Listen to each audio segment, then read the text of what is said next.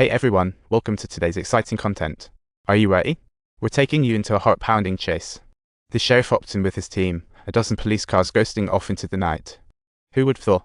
They just hit the first intersection when the guy in the back tightens his fists, and suddenly a giant suction cup appears from the sky. The sheriff looked on in horror as the transport vehicle defied gravity, leaping from the ground, while the guy inside was battling it out like a madman. His men on the roof unleashed chaos, and within seconds, driver and cop became one formidable duo.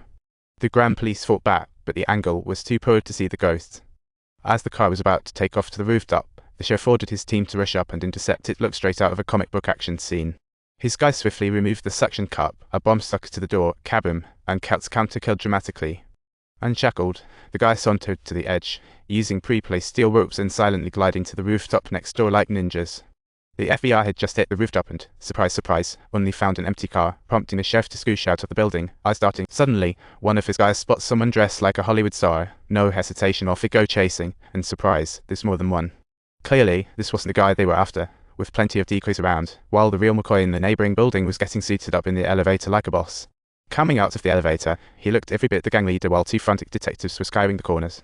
Soon, a sedan zoomed around the corner, onto the detective's bullets.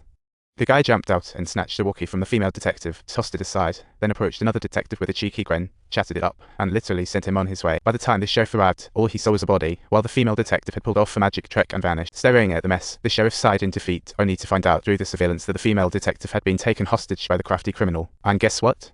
She made her escape in a Corvette, prompting the police to set up roadblocks like it was the end of the world. Little did they anticipate that this dazzling Corvette would so arrogantly present itself right before them, for before ascending to the throne of a crime boss, the man was an amateur racer. Escaping them in such a chase was as effortless as taking a leisurely stroll. Soon, the guy made a call just to let the female detective talk to the sheriff and prove she was, indeed, alive and kicking. With the hostage situation in play, the sheriff had to hold back the aerial firepower not ideal. He could only trail from above, while another squad was poised for an ambush nearby.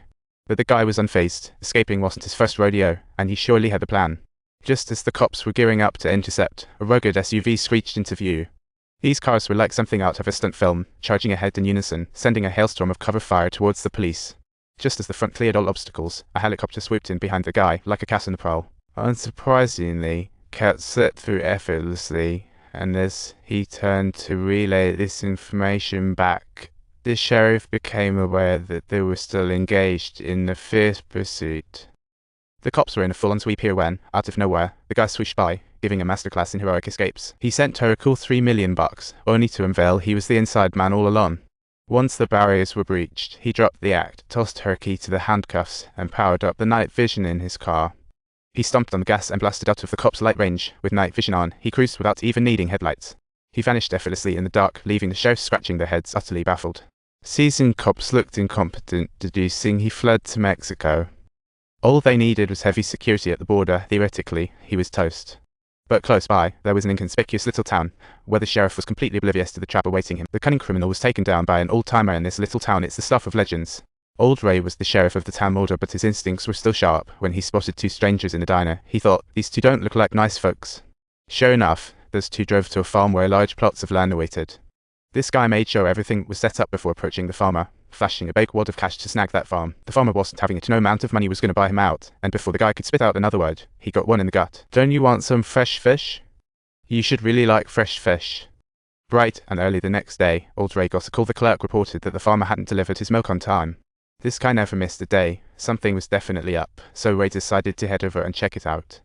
When he arrived, he found the farmer had kicked the bucket no-go-bys just off to the great beyond.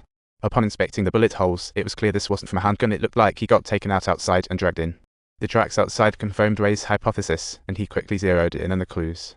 While he was piecing it together, the FBI called, giving him the heads up that a heavy-duty criminal was making a run for Mexico. The sheriff was dispatching the SWAT team, hoping Ray would stay out of it. Before the detective could finish, Ray straight up hung up on him. He wasn't a fan of such orders. Meanwhile, the two cops followed the tire tracks from the farm straight to a nearby canyon.